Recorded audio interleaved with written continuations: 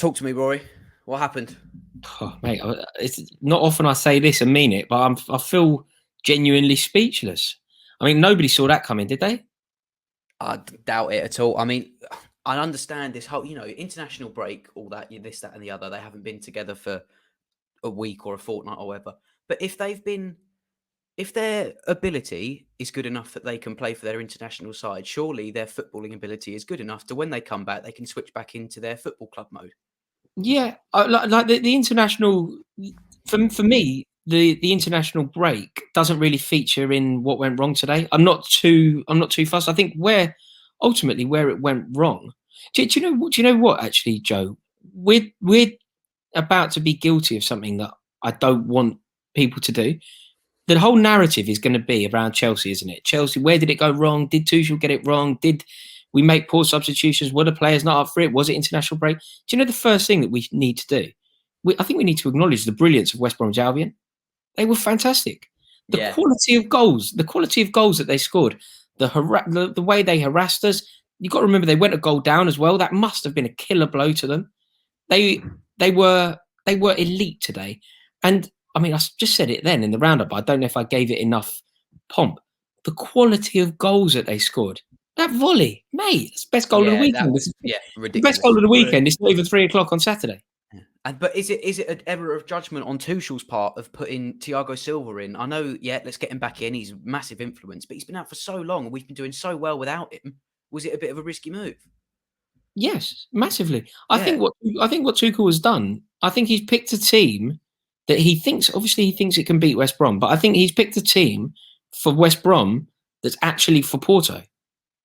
Like the way that he's picked the team today, it isn't for West Brom. It's the priority is Porto, which is firstly quite disrespectful to West Bromwich Albion because Allardyce is good. Like Allardyce is so good. Especially when they've got Big Sam involved, and we know his history. We know what he's about. And Tuchel doesn't. I don't know. Totally. I think that we've.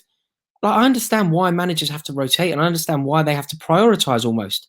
But the trouble is, look, I'm dreaming of going to Istanbul, right? That is a dream. But I also must concede that it is a dream. Whereas top 4 is a fairly realistic possibility. Yeah. So we need to secure top 4. Top 4 needs to be from the second that Lampard left. Top 4 was the purpose. That was the point. If the season ends with no silverware in top 4, it's a successful season, considering everything that went before. Yeah. We have blown top 4 wide open. It's wide open now. Yeah, massive, especially with Tottenham coming up. Listen, mate, I'm in a WhatsApp group, right? Not WhatsApp. I'm in a group with a lot of YouTubers, other YouTubers. A fella in a group called the Sidemen, right? His name's Bazinga. He's a West Ham fan. Ethan. They are now going. They believe it. But the trouble is, what this result has done, what Chelsea have done here, I'm looking down this group. They are all genuinely believing that West Ham United are going into the Champions League. We have now allowed that belief to fester. Yeah, we've done that. Yeah, we've done that. We've done that. It's no one else's fault. But mate, also Liverpool tonight. You know, Liverpool tonight. They're playing Arsenal. This result has given them serious impetus. They'll be looking at the game against Arsenal and thinking, "Hang on a minute, we get a win here. Don't Tottenham go above us if they win?" Yeah, this game was ours to solidify, and we had the ball was in our court. We had everything done, and once again, we've been let down by complacency and error in judgment in the team picking. Yeah, I agree. I think we picked it. We rested players, and look, if it goes right, if you rest players and ultimately you win the game, then it looks like a masterstroke. People start calling you a genius, and that's also true if it works. Yep. But you are therefore culpable when it doesn't work. When it doesn't work, if you rotate and West Brom bag 5 at Stamford Bridge, you've got to ask yourself some questions. Yeah, exactly. And once I'll say as well, I was very much. We did it with Lampard. We had a fantastic run of games, and then the dip started, and then the cracks started to form. And I'm a bit worried that it's going to happen with Tuchel this time. I agree. Yeah, I agree. But that. You know what? On some level, we will now find out. Well, do you know what? Do you know when West Brom went 2-1 up just before half time?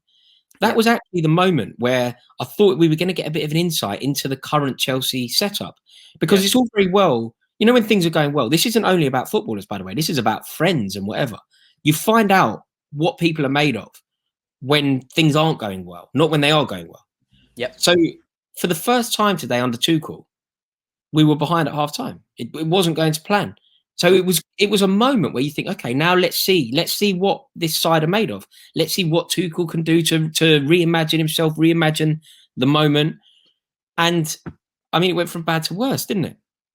Exactly. Well, Rory, I'll leave it there. But yeah, I agree with everything you've said, and let's hope it doesn't continue, for God's sake.